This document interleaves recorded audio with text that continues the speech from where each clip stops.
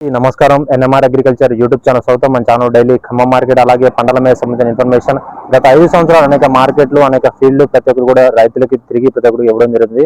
కొత్తగా మరోసారి చూసిన రైతులు సబ్స్క్రైబ్ చేసి రైతు సోదరులకు షేర్ చేయండి.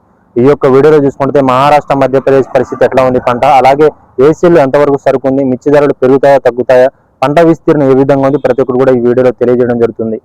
ప్రధానంగా ఆంధ్ర, తెలంగాణ, కర్ణాటకలో స్టాకుల వివరాలు మాట్లాడుకుందాం. ప్రధానంగా గుంటూరు నుంచి మనకు వచ్చి 32 లక్షల వరకు అయితే ఏసీలో స్టాక్ నిల్వ ఉండడం జరిగింది.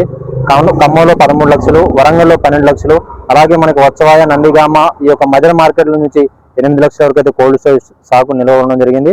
అలాగే మనకి నడుకుడి కానీ ఇటు మన ఇన్కోలి ఏరియా నుంచి మనకి చిరకలూరుపేట 8 లక్షల పైచులుగా స్టాక్ నిల్వ ఉండడం జరిగింది. అలాగే మనకి హైదరాబాద్, గద్వాలు, ఐజా, అలంపూర్ వ్యాప్తంగా 3 నుంచి 4 లక్షలు, అలాగే కర్నూలు వ్యాప్తంగా ఒక 4 నుంచి 5 లక్షల వరకు అయితే మనకి ఏసీలో నిల్వ ఉండడం జరిగింది. కర్ణాటక వ్యాప్తంగా 12 లక్షల వరకు అయితే కోల్డ్ స్టోరేజ్ ఏసీలో స్టాక్ నిల్వ ఉన్నది. ప్రధానంగా మొత్తంగా చూసుకుంటే 3 రాష్ట్రాల నుంచి 90 లక్షల వరకు అయితే కోల్డ్ స్టోరేజ్ ఏసీలో మిర్చి టిక్కీలు నిల్వ ఉండడం జరిగింది.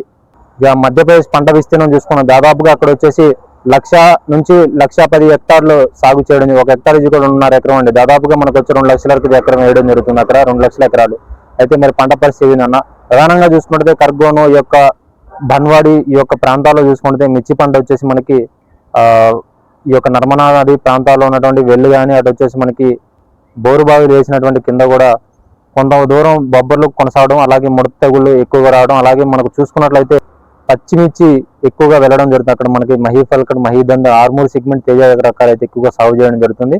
ఆ పంట వచ్చేసి ఇంకా మనకి 10 రోజుల తర్వాత పచ్చిమిర్చి వచ్చే అవకాశం ఉంది. తర్వాత మనకి అక్టోబర్ నుంచి ఎండుమిర్చి కొనసాగే అవకాశం అయితే ఉంటుంది. అక్కడ ఈ విధంగా పంట కొనుగోళ్లు అయితే ఉన్నాయి. అన్న మిర్చి మీద ఈ యొక్క మధ్యప్రదేశ్ క్రాప్ ఏమైనా డ్యామేజ్ చేస్తుంటే 80% చేయదండి. అక్కడ కూడా తక్కువ సాగు చేయడం, అలాగే ఉన్నటువంటి డిమాండ్ అంటే మన గత సంవత్సరం ఆంధ్ర, తెలంగాణ, కర్ణాటక తక్కువ సాగు చేసినప్పటికీ కూడా ఉన్నటువంటి డిమాండ్, అలాగే మనకి పచ్చిమిర్చి కానీ ఈ యొక్క ఎండుమిర్చి డిమాండ్ ఉండడం వల్ల చైనాలో పూర్తిగా డ్యామేజ్ అవ్వడం జరిగింది. 70 నుంచి 80% అయితే పూర్తిగా డ్యామేజ్ అవ్వడం జరిగింది. చైనా పార్టీలు కూడా వచ్చే అవకాశం, అలాగే బంగ్లాదేశ్, నేపాల్, భూటాన్, శ్రీలంక పార్టీలు కూడా వచ్చే అవకాశం అయితే ఉంది. అన్న మరి కంటైనర్లు రిజెక్ట్ అయినాయని అడుగుతున్నారు. కంటైనర్లు ఎందుకు రిజెక్ట్ అయిన ప్రధాన కారణం తేమ. ఎందుకంటే వ్యాపారస్తులు ప్రధానంగా 2 సంవత్సరాల 3 సంవత్సరాల కాయలన్నీ కూడా కొని 12,000, 13,000 అన్నీ కూడా క్వాలిటీలు పంపించడం జరిగింది. అవి రిజెక్ట్ వెనక్కి రావడం జరిగింది. ఆక్టోపస్ అనేది ఎక్కువగా ఉండడం వల్ల దాంట్లో ఆంధ్ర వ్యాప్తంగా 2,40,000 లక్షల హెక్టార్లు సాగు చేయడం జరుగుతుంది. అంటే ప్రధానంగా చూసుకున్నట్లయితే 2.4 లక్షల హెక్టార్లు, తెలంగాణ వ్యాప్తంగా చూసుకుంటే ఒక 1.4 లక్షల హెక్టార్లు, అలాగే మనకి కర్ణాటక వ్యాప్తం చూసుకుంటే 1.7 లక్షల హెక్టార్లు. అంటే ప్రధానంగా ఆంధ్ర, మళ్ళీ గుజరాత్ చూసుకుంటే 0.6 హెక్టార్లు, అలాగే బంగ్లాదేశ్, మన వెస్ట్ బెంగాల్ 0.46 లక్షల హెక్టార్లు సాగు చేయడం జరుగుతుంది.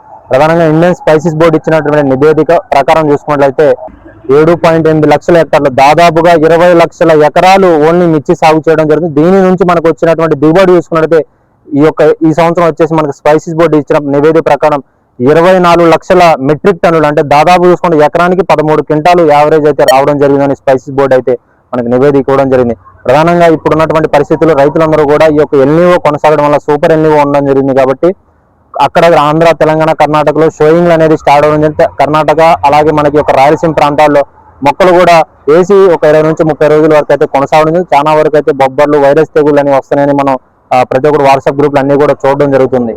ప్రజెంట్ అయితే డొమెస్టిక్ డిమాండ్ కొనసాగడం జరుగుతుంది. ఇంకొక 1 వీక్ 10 డేస్లో మనకి చైనా నుంచి కానీ బంగ్లాదేశ్, నేపాల్, భూటాన్ కంట్రీస్ నుంచి ఆర్డర్ వచ్చే అవకాశం అయితే కనబడడం జరుగుతుంది.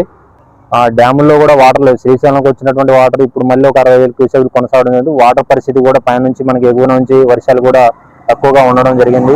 కొన్ని చోట్ల వేసినటువంటి కొన్ని బొబ్బలు రావడం, కొన్ని ఎండిపోవడం, వాటర్ లేక కొంతమంది అందరు వేస్తున్నారు మనం వేయడం, ఇలాంటివి కాకుండా బోరు కానీ బావిలు కానీ ఉన్నటువంటి సౌలభ్యత ఉంటేనే సాగు చేయండి. ఎందుకంటే 1 ఎకరం కల్టివేషన్ చేస్తే 30,000 యావరేజ్గా కొనసాగడం జరుగుతుంది. కౌలు కానీ ఈ గుంటకులు మొక్క వేయటం, ముఠా కూలీలకి అన్నీ కూడా 30,000 వరకు అయితే రావడం జరుగుతుంది.